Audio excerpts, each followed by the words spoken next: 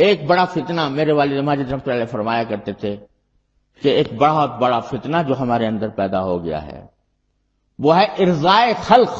کا فتنہ، مخلوق کو راضی کرنا۔ کس بات سے لوگ مجھے خوش ہوں گے، کس بات سے میری تعریف ہوگی، کس بات سے مجھے لوگ تمغوں سے نوازیں گے، کس بات سے لوگ مجھے مجاہد کہیں گے، کس بات سے مجھے لوگ مفکر کہیں گے۔ یہ فکر انسان کے فکر و عمل پر جب تو راستہ جو ہے وہ اس کا پلٹ جاتا ہے، وہ پھر اللہ کی رضا کے لیے نہیں بلکہ مخلوق کی رضا کے لیے کام کرتا ہے۔ تو دنیا کچھ کہے لیکن میں فیما بینی و بین اللہ جو بات درست سمجھتا ہوں اور جس کے اوپر میں نے اللہ تبارک و تعالیٰ سے رجوع کر کے، اللہ تبارک و تعالیٰ سے انابت کر کے میں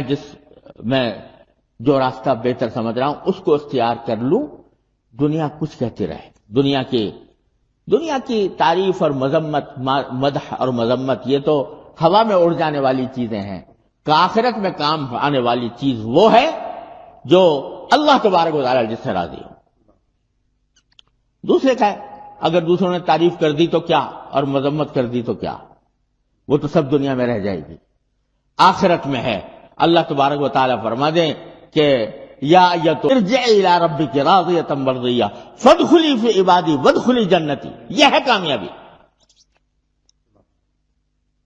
ہمارے والد ماجد رحمۃ اللہ علیہ فرمایا کرتے تھے کہ ایک ہندی زبان کی ایک مثل ہے کہ ہندی زبان کی بعض ہندی زبان کی دوہوں میں بڑی حکمتیں ہوتی ہیں، اور کلمۃ الحکمت غالۃ المومن، تو اس میں یہ ایک مثل ہے کہ پیا جس کو چاہے سہاگن وہی۔ اور اس کا پس منظر والد ماجد رحمۃ اللہ علیہ یہ بیان فرمایا کرتے تھے کہ ایک لڑکی تھی جس کی شادی ہونے والی تھی، شادی ہو رہی تھی، رخصتی ہو رہی تھی، تو اس کی سہیلیاں اس کو دلہن بنا رہی تھیں، اس کو سنگھار کر رہی تھیں۔ سنگھار جب کر کے اس کو تیار کیا تو ایک سہیلی آتی ہے کہتی تو بڑی خوبصورت لگ رہی ہے، کہتی تو بڑی خوبصورت لگ رہی ہے، تیرا دیکھ کے بس دل چاہتا ہے کہ دیکھتے ہی رہو۔ جو جتنی سہیلیاں آ رہی ہیں وہ اس کی تعریف کر رہی ہیں، اس کے حسن کی، اس کی سنگھار کی، تو وہ خاموش ہے، کوئی جواب بھی نہیں دیتی، کوئی شکریہ بھی ادا نہیں کرتی۔ تو سہیلیوں نے پوچھا کہ اتنی ساری سہیلیاں تیری تعریف کر رہی ہیں تو کچھ نہ شکریہ ادا کرتی ہے نہ اس کے اوپر خوشی کا اظہار کرتی ہے، کیا مسئلہ ہے؟ تو اس نے کہا میں شکریہ ادا کرتی ہوں سب کی تعریف کا، لیکن ان کی تعریف کا کیا اعتبار؟ اصل بات تو یہ ہے جہاں جا رہی ہوں وہاں پر تعریف ہو،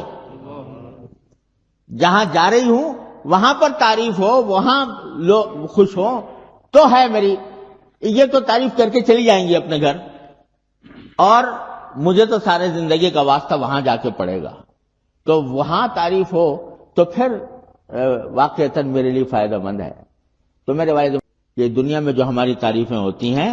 یہ تعریفیں تو یہیں رہ جائیں گی، اصل بات یہ ہے کہ وہاں جا کر کہے کہ یہ بندہ تو عالم سے خفا میرے لیے، وہ فرما دیں کہ اس نے جو کام کیا وہ میرے لیے کیا۔ اس بات کو اگر مد نظر رکھا جائے اللہ تعالیٰ اپنی رحمت سے ہمارے دلوں میں یہ بات پیدا فرما دے کہ اخلاص للہ، اللہ ہی کے لیے ہو جو کام ہو، اور رجوع اللہ، اللہ تبارک و تعالیٰ کی طرف رجوع کر کے کام کیا جائے، تو پھر اللہ تعالیٰ کے فضل و کرم سے کوئی دنیا میں تعریف کرے مذمت کرے اس سے انسان بے نیاز ہو جاتا ہے، اس سے کوئی تعلق نہیں رہتا۔ تو اگر یہ بات پیش نظر ہو، اخلاص ہو، امت کی فکر ہو، اور شہرت مقبولیت طلبی نہ ہو، مقبولیت عند اللہ کی طلب ہو، تو پھر اللہ تبارک و تعالی راستے بھی آسان فرما دیتے ہیں، قلب پر القاء فرماتے ہیں، ایسی باتوں کا القاء فرماتے ہیں کہ جو